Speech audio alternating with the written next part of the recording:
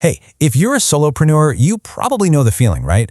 Somewhere in year 1, maybe year 3, the work just starts to feel harder, and you can't quite put your finger on why. Well, we're going to dive into exactly why that happens, because it's a challenge that is way more common than people let on. And I'm not just talking about emotionally harder. I mean harder on a practical, operational level. Are your decisions taking forever? Do your big ideas feel a little flat compared to how they used to? You've got more experience than ever, but it feels like you're getting less bang for your buck. It's this really frustrating friction, and trust me, it is very real. So here's where it gets interesting. It's how we diagnose the problem. Our go-to is to blame ourselves, right? It must be a motivation problem, or my systems are broken, or I just don't have enough discipline. But what if the root cause isn't you at all? What if it's the environment you're in? What if it's just an isolation problem? All right, let's really get to the bottom of this feeling. We're going to reframe this entire issue, and we're going to start with a really crucial distinction. And this right here is probably the most important thing to get straight away. This is not about your capability. This is not a personal failing. It is a structural problem that is a direct result of working by yourself. And understanding that difference, well, it changes everything. So what's the real culprit? It's isolation. See, when you operate in a vacuum, that lack of external input, it fundamentally changes your output. This isn't just a vague feeling. It has real, tangible effects on your business. And that's exactly what we're going to do. We're going to walk through 5 very specific, almost measurable signs that isolation is hurting your work, so you can see exactly where and how this thing is showing up. Okay, let's jump into the first couple of signs. These are all about the quality of your thinking and, frankly, your creative output. All right, sign number 1. Your decisions are dragging on. And when you finally pull the trigger, you don't feel confident or relieved. You just feel more alone. And here's the trap we all fall into. We think taking longer means we're being more careful. But you know what? It usually means the exact opposite. This quote just nails it. Without anyone else to bounce ideas off of, your assumptions never get challenged. They never get pressure tested. So you just end up running the same thought patterns over and over again. It's like your thinking is stuck in a roundabout. It's definitely moving, but it's not going anywhere new. You know, there's actually a name for this process you're missing. It's called calibration. It's where you stress test your core assumptions against someone else's point of view. It's not about getting more information. It's about checking the very foundation your ideas are built on. And when you're isolated, that step is just gone. Okay, sign number 2. Now this one's a sneaky one. Your ideas aren't bad. They're still totally competent, but they feel thinner, a lot safer. You find yourself going for the tried and true version instead of pushing out to the creative edges.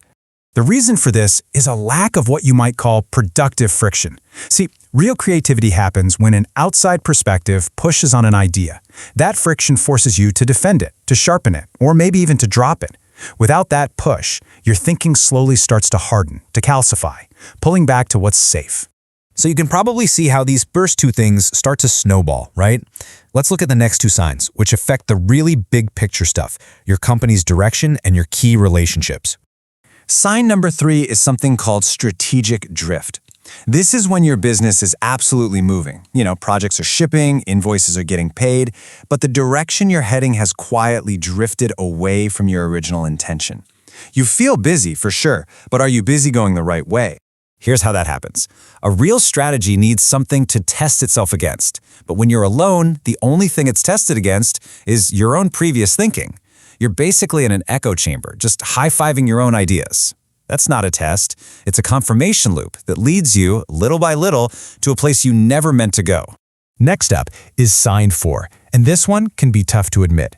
Your client relationships start to feel managed instead of genuinely responsive.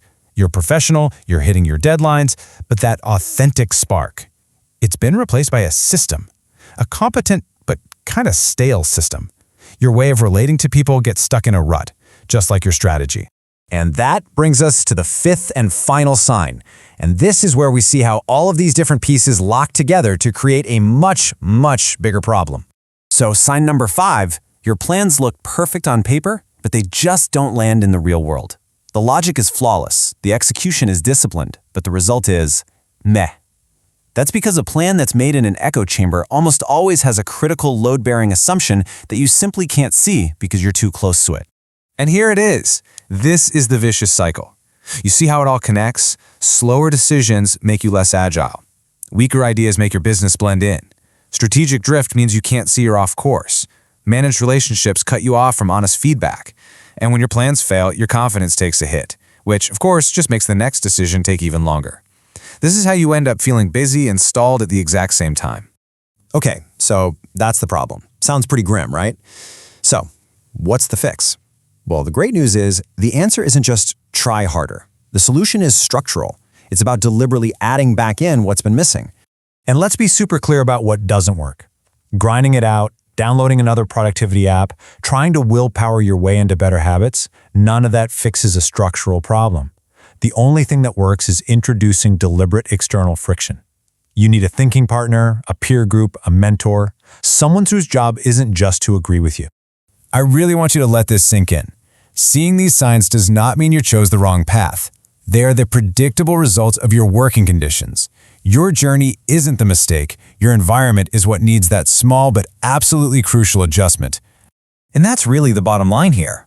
The problem is structural, which means the solution has to be structural too. This isn't about giving up your independence. It's about being strategic, about introducing an outside perspective. So, I'll leave you with this question. Looking back at those 5 signs, which one do you think showed up first for you? Because identifying the start of that cycle, that's the very first step to breaking it.